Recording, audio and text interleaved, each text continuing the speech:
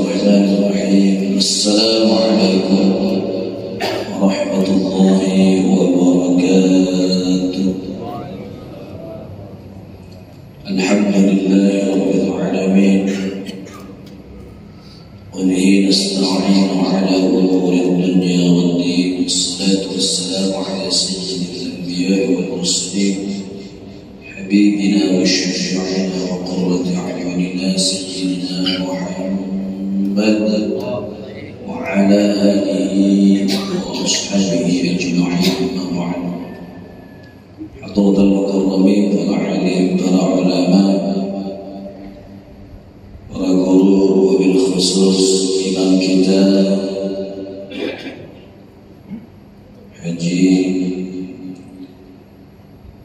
Urjani, semoga beliau selalu disehatkan oleh Allah Subhanahu wa taala, dimudahkan dalam urusan dakwahnya, disehatkan jasmani rohaninya, diluaskan rezeki oleh Allah wabil khusus, dan umumnya kita semua mudah-mudahan selalu ditetapkan iman Islam kita oleh Allah Subhanahu wa taala, dan kelak meninggalkan dunia ini dalam keadaan husnul khatimah. Dan segenap pengurus Masjid At-Taubah, jamaah Bapak Ibu yang sama-sama dirahmati Allah Subhanahu wa taala, puji syukur kita hadirat Allah Subhanahu wa taala yang mana tiada henti-hentinya Allah melimpahkan nikmat rahmatnya kepada kita, nikmat iman, nikmat Islam, wabil khusus nikmat sehat, sehingga alhamdulillah dengan sehat kita ini kita bisa ringan melangkahkan kaki kita dari rumah menuju rumah yang dirahmati Allah ini dalam rangka beribadah, sujud kepada Allah Subhanahu wa taala, dengan harapan mudah-mudahan Allah Subhanahu wa taala meridai serta menerima amal ibadah kita. Salatullah wa salamuhu semoga selalu tercurah limpahkan kepada junjungan kita baginda Nabi Allah Muhammad sallallahu alaihi wasallam. Bapak Ibu yang sama-sama dirahmati Allah Subhanahu wa taala, alhamdulillah di pagi ini kita sudah memasuki pertengahan bulan Ramadan. Itu artinya sebentar lagi kita sudah meninggalkan atau ditinggalkan oleh bulan suci Ramadan.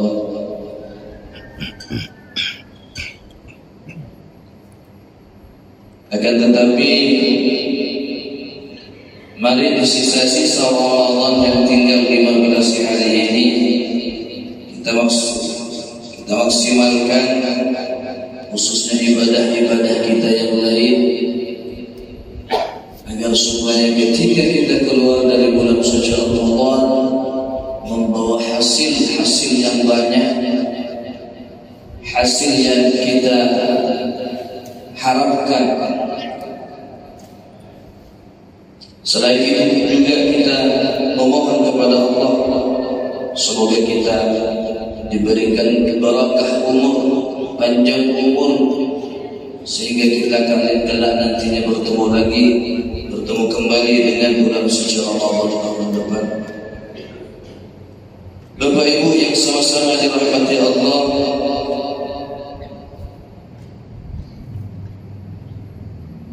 kita melaksanakan ibadah salat subuh, yang mana sudah kita tahu bahwasanya ibadah salat subuh ini sungguh memerlukan perjuangan yang betul-betul, membutuhkan usaha yang benar-benar,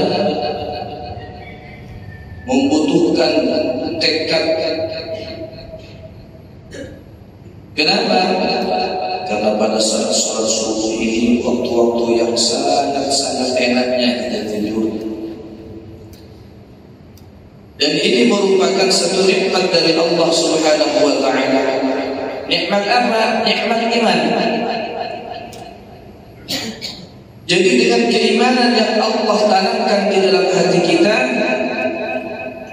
alhamdulillah kita termasuk orang-orang yang dipilih oleh Allah untuk bisa hadir datang memenuhi undangan ini, undangan sholat subuh.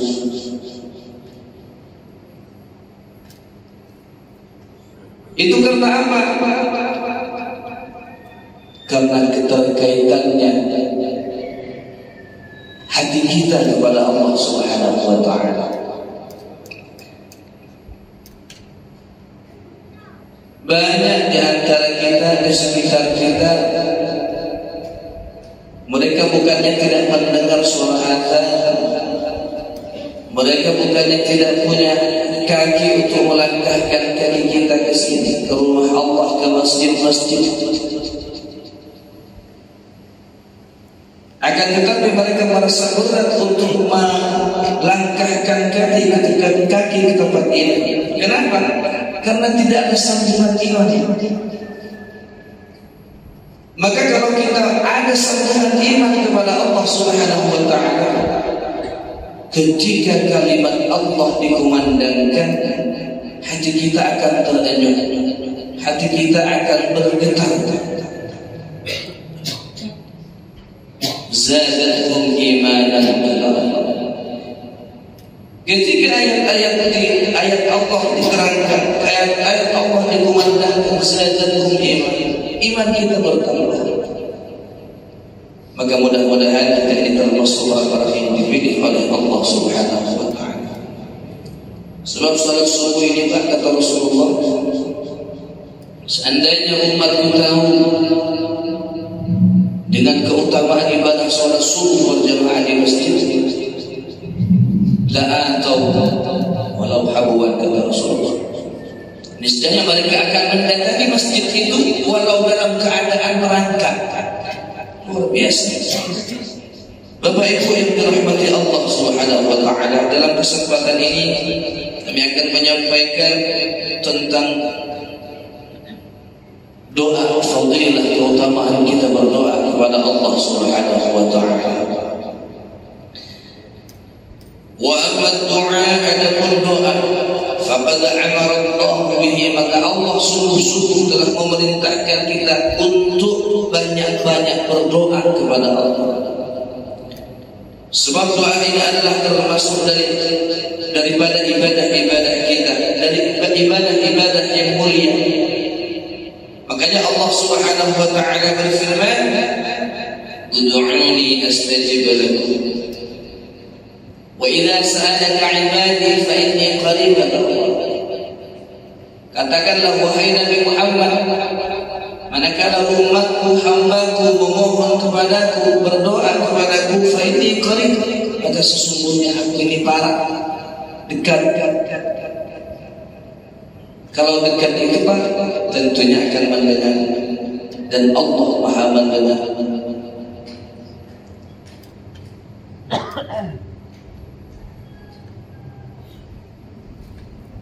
Kemudian di dalam hadis Rasulullah sallallahu alaihi wasallam menjelaskan ad-du'a huwa al-ibadah, doa itu adalah ibadah yang mulia.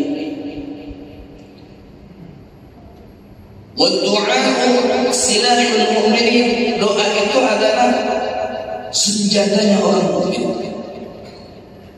Wa imaduddin, dan juga doa termasuk tiang agama. Mengapa? Karena ketika seorang hamba berdoa kepada Allah Subhanahu wa ta'ala, itu menunjukkan kelemahan kita kepada Allah, menunjukkan bahwasanya diri kita ini adalah makhluk yang lemah, makhluk yang tidak bisa apa-apa.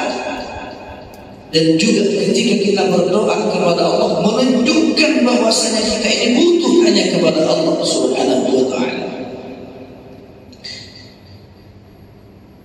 Dan juga doa ini termasuk la yuraddul qadha illa du'a. Kepastian Allah atau takdir Allah yang buruk terhadap kita bisa tertolak dengan doa.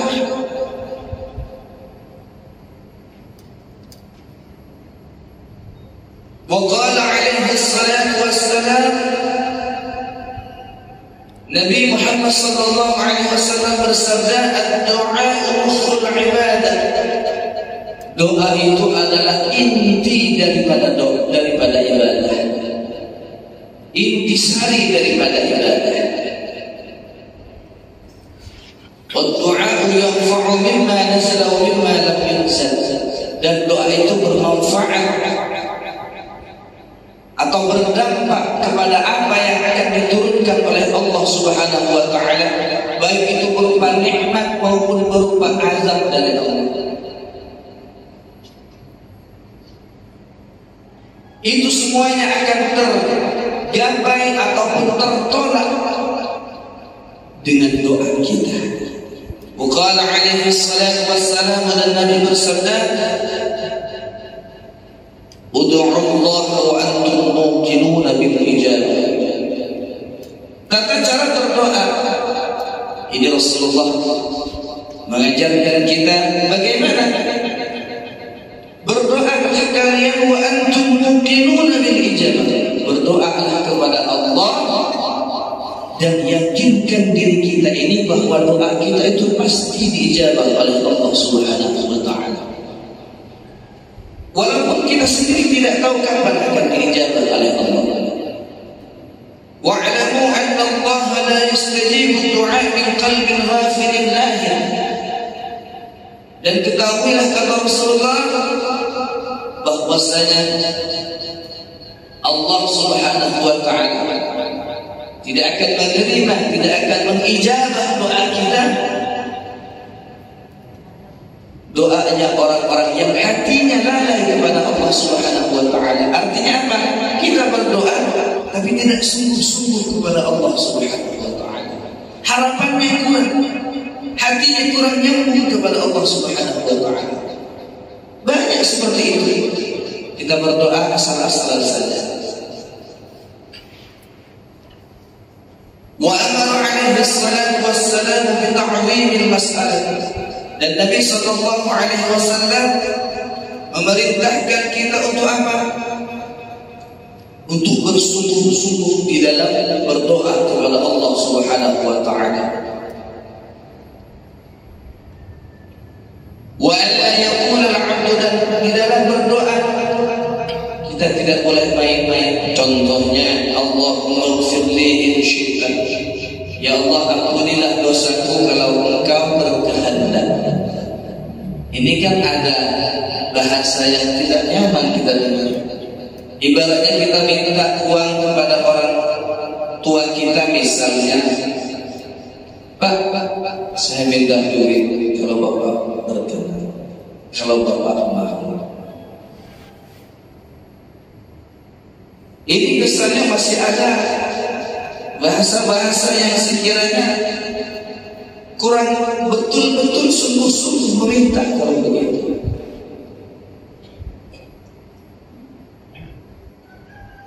Wa yu'azzimu rubbatah, kata Rasulullah. Dan di dalam berdoa kita itu harus betul-betul membangkitkan semangat kita di dalam berdoa kepada Allah Subhanahu wa taala. Wa yuqinu bil ijabah, dan kita harus yakin dengan doa-doa kita yang akan diijabah oleh Allah Subhanahu wa taala. Wa yakunu 'inda du'a'i hadirul qalbi ma'a rabbih. Dan hendaknya kita pada saat kita berdoa kepada Allah, hati kita harus dihadirkan. Artinya apa? Kita betul-betul khusyuk, betul-betul meminta kepada Allah Subhanahu wa taala. Hadir hati kita, hadir Allah di dalam hati kita.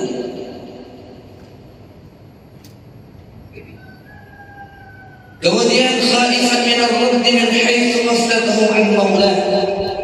Dan pada saat kita berdoa, kita harus ada rasa khawatir ketika doa kita oleh Allah betul-betul diijabah. Takut kita lalai kepada Allah Subhanahu wa taala. Contoh, ya Allah, aku minta duit yang banyak. Ya Allah, aku minta pangkat yang tinggi. Ya Allah, aku minta ini, aku minta itu, dan lain sebagainya. Boleh kita minta kepada Allah, asalkan itu untuk kebaikan. Nah, lebih daripada itu Bapak Ibu, kita itu harus merasa khawatir ketika doa kita, hajat kita dikabulkan oleh Allah. Jangan sampai ya Allah, hal yang Engkau berikan kepadaku ini melalaikan aku untuk ingat kepadamu. Ini bahaya lagi.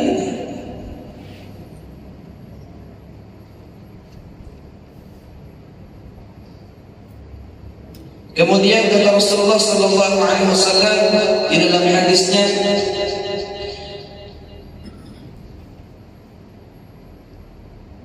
di dalam kita harus meyakinkan diri kita untuk diijabahnya doa kita kepada Allah. Nabi bersabda, Innallaha hayyun karim. Innallaha hayyun karim. Allah itu zat yang maha pemalu, karimun, dan zat yang sangat luman. Ibaratnya kalau bahasa Jawanya itu luman.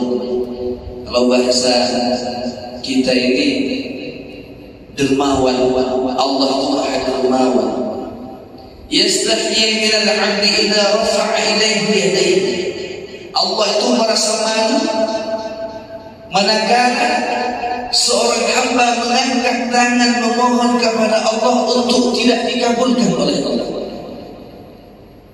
Subhanallah. Jadi Allah merasa malu Pak kalau kita memohon kepada Allah, kemudian doa kita tidak diijabah oleh Allah. Merasa malu.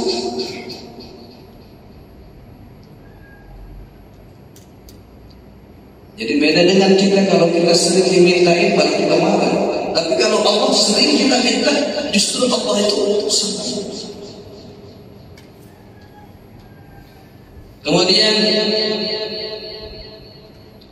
dilanjutkan oleh Rasulullah, annahu la yad'u da'in illa istajaba lahu. Sesungguhnya tidak ada satu da'in, orang yang meminta, memohon kepada Allah, berdoa kepada Allah, illa istajaba lahu, kecuali Allah mengabulkan doa. Kemudian Bapak Ibu yang dirahmati Allah Subhanahu wa taala, di sini ada beberapa hal yang harus kita perhatikan dan harus kita ketahui manakala kita berdoa kepada Allah. Ada adab-adabnya, ada tata caranya. Pertama, sebelum kita berdoa kepada Allah, kita terlebih dahulu memuji Allah dengan bacaan Alhamdulillah. Kalau kita tidak hafal, cukup Alhamdulillah saja. Alhamdulillah Rabbil Alamin, cukup. Atau kalau mau dilanjut lagi, Alhamdulillah Rabbil Alamin, hamdan syakirin, hamdan na'imin, hamdan yuafi ni'amahu wa yukafi. Kita rayu dulu Allah. Dirayu dengan ucapan-ucapan pujian.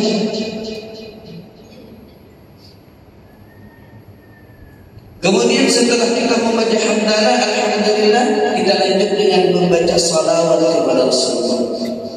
Salawatnya apa? Allahumma salli ala sayyidina Muhammad wa ala alihi wa sahbihi wa sallim walhamdulillah. Lanjut, habis itu baca doa apa yang kita hajatkan kepada Allah. Jadi tata cara adab kita berdoa kepada Allah, pertama memuji Allah dengan bacaan alhamdulillah, kemudian dilanjut dengan membaca salawat kepada Rasulullah sallallahu alaihi wasallam. Sebab Rasulullah ini adalah wasilah kita, penyambung kita kepada Allah Subhanahu wa taala. Jangan sampai dilupa itu, Pak. Sebab kalau tidak ada Rasulullah, mana bisa kita menjadi orang yang beriman kepada Allah Subhanahu wa taala. Sebab Rasulullah lah yang memberikan arahan, memberikan teladan, memberikan bimbingan kepada kita, khususnya umat Islam. Setelah kita membaca hamdalah, alhamdulillah, membaca salawat, kita lanjut dengan bacaan-bacaan doa kita. Kemudian ditutup juga dengan alhamdulillah Rabbil Alamin, atau ditutup dulu dengan bacaan salawat, baru ditutup dengan alhamdulillah Rabbil Alamin. Maka doa kita akan insyaallah dikabulkan oleh Allah Subhanahu wa taala. Kemudian Kapan saat-saat doa kita diijabah oleh Allah Subhanahu wa taala? Pertama, ad-du'a bainal adzan wal iqamah wa ba'dahu. Waktu-waktu yang istijabah, waktu-waktu yang sangat-sangat istijabah. Doa kita untuk dikabulkan oleh Allah pada saat setelah adzan, ya, antara adzan dan iqamah. Jadi setelah adzan itu, Bapak Ibu, jangan kita buang kesempatan, karena itu adalah kesempatan waktu yang baik sekali untuk kita banyak-banyak berdoa kepada Allah. Biasanya kalau kita adzan, setelah habis adzan kita sholat. Sholat itu juga termasuk doa kepada Allah Subhanahu wa taala. Sholat sunnah maksudnya. Habis itu kita menunggu muadzin kita untuk mengumandangkan iqamah. Nah, di sela-sela itu kita harus banyak-banyak dianjurkan untuk banyak-banyak berdoa kepada Allah. Jadi adzan yang istijabah, doa yang istijabah antara adzan dan iqamah sangat-sangat dianjurkan sekali. Kemudian kapan lagi waktu yang istijabah? Ad-du'a halis sajid, halis sujud. Doa pada saat kita bersujud. Makanya imam kita Haji Murjani, beliau setelah sujud terakhir, pada saat sujud terakhir ini agak-agak lama, berarti ini banyak yang meminta, dan itu memang dianjurkan. Kemudian ad-du'a ba'da salat al-mafruḍah, doa-doa yang diijabah oleh Allah, waktu-waktu yang diijabah oleh Allah pada saat setelah salat fardu yang 5 waktu. Kemudian yang selanjutnya adalah hal shafid wa hal al-ifrad min as-sawm. Waktu yang sangat istijabah, doa kita dikabulkan oleh Allah pada saat kita berpuasa, pada saat ini seperti saat ini, dan pada saat iftar, pada saat berbuka puasa, itu sangat diijabah oleh Allah. Waktu-waktu yang sangat ijabah. Kemudian doa ba'da qira'atil Quran wa ba'da khatmih. Waktu-waktu yang sangat diijabah pada saat kita membaca, setelah membaca Al-Quran, wa ba'da khatmih, dan setelah kita khatam membaca Al-Quran. Itu banyak-banyak itu berdoa kepada Allah Subhanahu wa taala, karena pada saat itu adalah waktu yang sangat diijabah oleh Allah. Kemudian pada saat da'watul musafir, doanya orang-orang musafir yang dalam perjalanan, ini sangat-sangat diijabah sekali oleh Allah. Waktu-waktu yang sangat diijabah. Kemudian ad-du'a 'inda al-qital fi sabilillah, doa pada saat berperang di jalan Allah Subhanahu wa taala. Kemudian al-ijtima' muslimin fi majalis dzikr, waktu yang sangat ijabah sekali, yang sangat diistijabah sekali doa kita pada saat kita kumpul-kumpul. Banyak orang Islam ngumpul-ngumpul, baik itu di majelis, baik itu di masjid. Kemudian ada 1-2 orang yang memimpin doa. Nah, doa kita pada saat itu dekat untuk diijabah oleh Allah Subhanahu wa taala. Kemudian du'aul mu'minin li akhihi bi dhahril ghaib. Kemudian doanya kita kepada saudara-saudara kita yang Islam dengan doa yang tidak pernah didengar oleh orang lain. Artinya doa kita sama-sama mendoakan orang lain secara sama-sama, mendoakan saudara-saudara kita sama-sama. Artinya sama-sama, kita tidak bilang-bilang sama dia kalau kita doakan dia. Tentunya kita doakan dengan doa-doa yang baik, Bapak Ibu.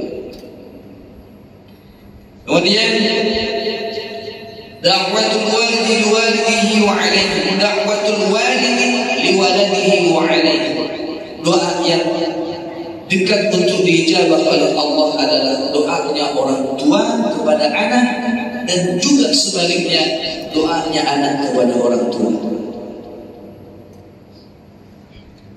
Kemudian selanjutnya adalah da'watul madlumi wa da'watul muttarri wal makruh.